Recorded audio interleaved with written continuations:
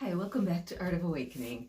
My name is Ona, and I am called today because it is the Lion's Gateway that I'm recording this on of 2020, which is August 8th.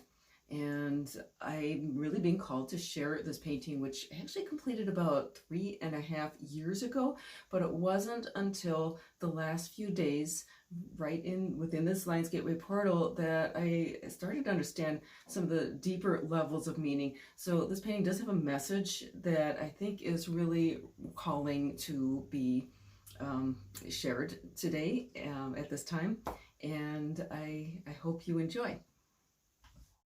So I'll post this up a little bit closer in just a sec so you can see the details a little bit better. But first I wanted to just kind of like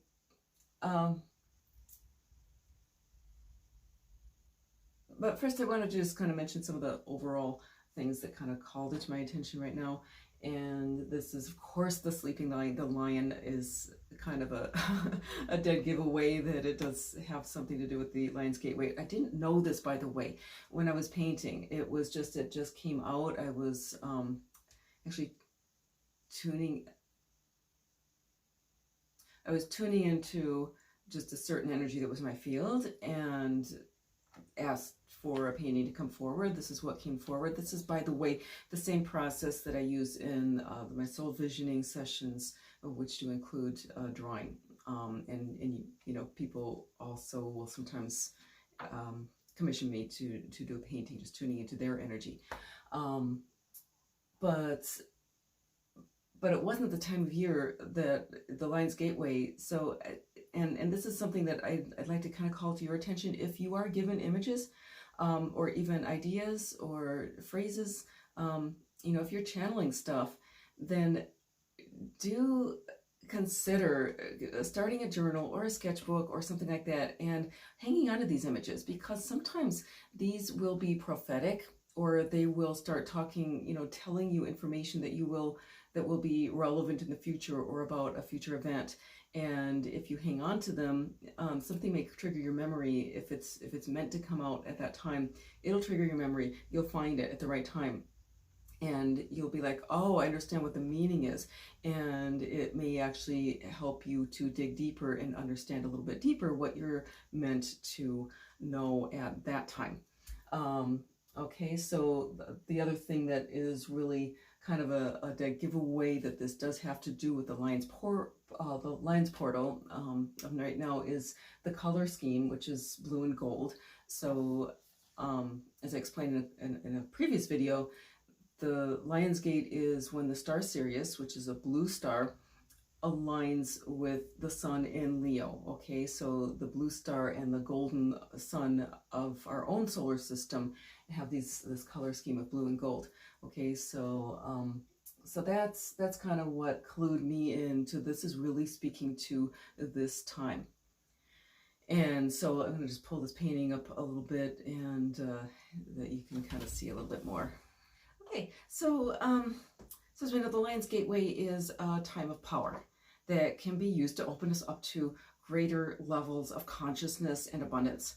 But like any time of power, it can also be leveraged by forces that are not in service to the light, okay? So illusion right now is really rampant out there in the world at this time of Great Awakening, because so many people are still heavily invested in the old paradigm. And that includes, you know, people who are just fully kind of on the dark agenda, as well as within each of us, there's parts of us that doesn't like to let go, that finds it difficult to let go, okay? So it's not just out there, it's also within each of one of us, so we have to be kind of aware of this, and that's why I'm being called to share this.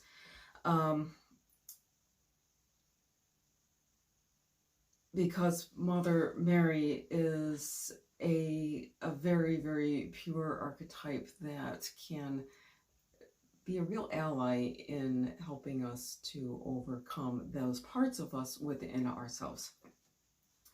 All right, so prevalent here is the snake, okay? And in its positive aspect, and this is an ancient meaning of snake, snake represents a life force. It represents renewal. It represents healing. I did a whole video on snake meaning, so I'll put that link below. And it's traditionally, you see the snakes wrapped around the caduceus, which is that symbol of healing. Now, in its negative aspect, a snake, of course, is death. It's, you know, it can represent death, it can represent evil, and it has been portrayed as the embodiment of Satan, okay? So here's a concept I just want to bring forward here, okay? Just about, like, all energies can be seen as a spectrum, right? So we have the spectrum from the divine to the demonic, right? We've got the spectrum from light to dark. We've got all that, right? And so any kind of archetype is also going to exist as a spectrum, and that's why archetypes can be, I mean, they represent energies, right? So that's why archetypes can be co-opted, just like the swastika was a holy symbol and was co-opted and hijacked by the Nazis, right? And so snake is the same way. The snake will actually, you know, snake energy will represent either. And so it can be, if we're tuned into snake energy, it can be, you know, we can tune in and bring it down to those lower vibrations, or we can tune in and really bring it up to the upper vibrations. Okay, so like I said, the snake represents this life-death continuum. Okay, so we can tune into either end of the spectrum.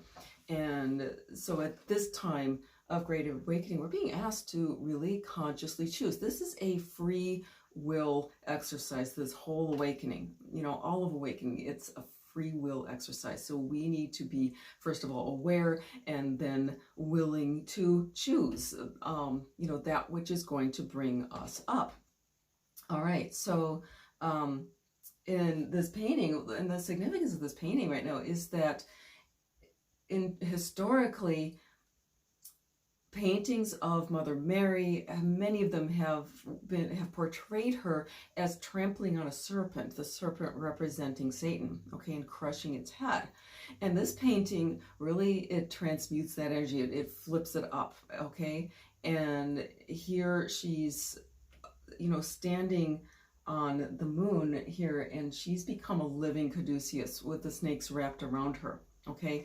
And what's the significance of this? Well, I think the moon is super significant, okay? Because the moon is, it represents the emotions, right? The emotional field.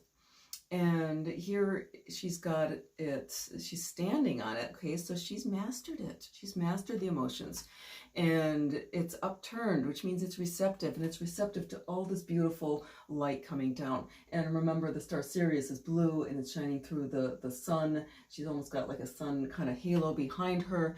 And so what happens in the Lion's Gate is the star Sirius sends a lot of energy to the sun, through the sun, and down to the earth, okay? And so this is a time that you've probably been feeling it. It can be very, very intense. And it's a time where the emotions can be very intense. Now, remember about, you know, forces right now that aren't in alignment with light, wanting to just kind of hang on to the old paradigm. Well, the biggest way they do that is through the emotions, right? And there's a lot of emotional content out there being sent out, a lot. And so just keep in mind that this is the way that the masses are controlled, is through the emotions. This is the way that in sales, like salespeople are taught to kind of tune into people's emotions, right? And so, I mean, you can, and sales isn't necessarily bad, right?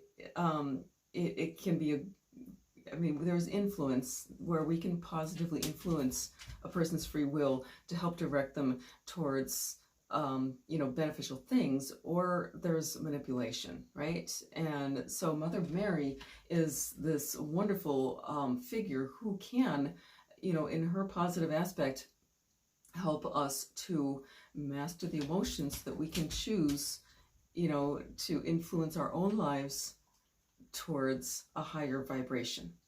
Okay? So you might be wondering, well, you know, is it so bad to be crushing out Satan? Don't we want to kind of eliminate those negative things? Here's my take on this, is that, you know, when there's energies that really don't belong in our field, yeah, we want to just get rid of them. But we also want to maintain a level of compassion. And especially when those energies show up as parts of ourselves that have simply been misaligned. When we start to try to just get rid of them, it ends up repressing them, okay? And then it just sort of sends them deeper and deeper and deeper into deeper levels of, lower levels of consciousness. When we can be compassionate with those parts of ourselves that haven't yet aligned with light, then we can do what Mary has done here in this painting and bring those parts of ourselves up, right? So this is really kind of like, it illustrates the difference between the 3D and the 5D, right? So in the 3D, it's really more survival, and we just kind of want to crush things out, and that's how we get ahead, that's how we survive. In the 5D, we learn to balance ourselves, and we also learn discernment, okay? And so we learn to have this state of compassion, which is this balance between, the judgment of discernment, of being like, this isn't appropriate, and being able to kind of, I'll think of a good mother, right? Where she's like, she'll tell you when things aren't appropriate. And it's like the mom with the eyes in the back of her head, right? So you can't get away with stuff, but she's also, she's not going to hit you. She's not going to be beating you up, okay? Rather than that, she'll, if she sees that you're doing the wrong thing, she'll correct you, but then she'll also, be very loving, right? And that's compassion. And that's what Mary is in this painting demonstrating, right? The power of compassion to transmute.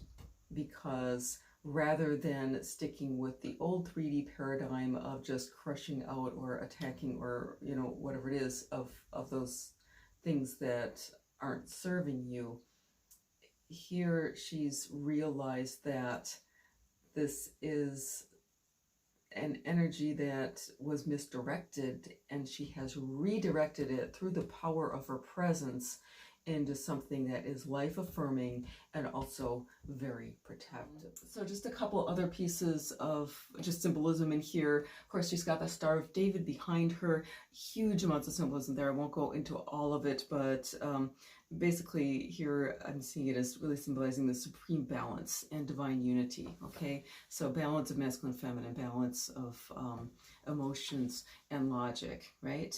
And so, here this is the ability to master the consciousness and service to the emotions. A sleeping lion at her feet. This is, you can see it as, the lion sometimes is a representation of the ego, right? So you can see it as the ego just being calmed, being tamed, right? No longer dangerous, because she's really got it under control. And if you know people who are really good with animals, they really are able to master their emotions when they're working with the animal, right? And maintain that really calm state, that peaceful state. And that's what she's showing with this dove at her heart, is this state of peace, okay? And we'll get back to that in a sec. Lion can also be associated with Christ, with that Christ essence, right? And of course, Mary and Christ have this huge connection. The dove itself is symbolic of the Holy Spirit, and also of wisdom, right? So, divine wisdom and the soul. And she's holding it right here at her breast, okay? And so she's showing us that this happens,